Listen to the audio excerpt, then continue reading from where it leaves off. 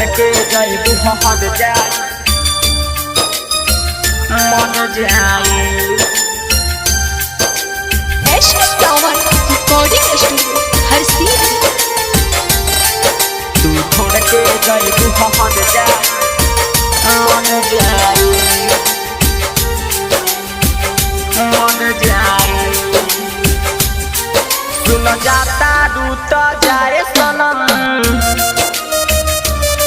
सुन जाता रूत जाए सनम, तोहरा प्यार में कुछ करे जाई। तू छोड़ के जाइबू हट जाई, तू छोड़ के जाइबू हट जाई। ओकरा बजहर खाके मर जाई। तू छोड़ के जाइबू हट जाई, ओकरा बजहर खाके मर जाई। सुन जाता रूत जाए सनम,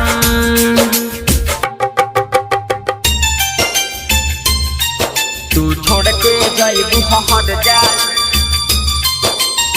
मन जाए। डीजे मनीष रक्सौल। तू छोड़ के जाइबू हट जाए मन जाए। बोला प्यार में कौन कमी भइल, जान छोड़ के हमके जाता रू। बोला प्यार में कौन कमी भइल, जान छोड़ के हमके जाता रू। जान से ज्यादा हम प्यार कइनी, जान से ज्यादा हम प्यार कइनी, तबो ना हमार तू भइलू।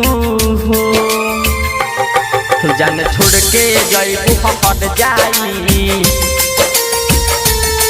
जान छोड़ के जाइबू हट जाई। ओकरा बजहर खाके मर जाई। जान छोड़ के जाइबू हट जाई, ओकरा बजहर खाके मर जाई। सुन जाता रूत जाए सनम,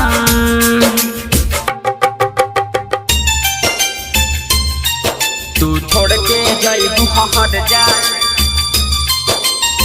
मन जाए। डीजे मनीष रक्सौल। तू छोड़ के जाइबू हट जाए मन जाए। राइटर नौल नसीला के जान छोड़ के काहे चल गइलू।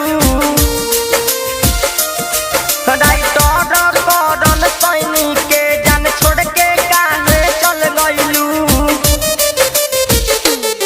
मंजय मदहोशी कहेला,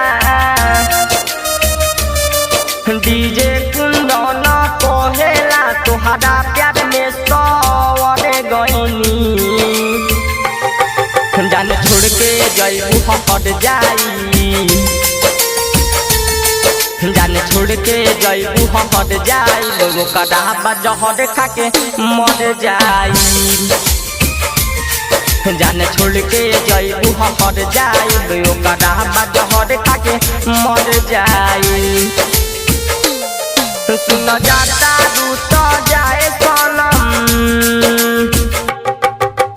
एशमिस टावर रिकॉर्डिंग स्टूडियो हर सीधी।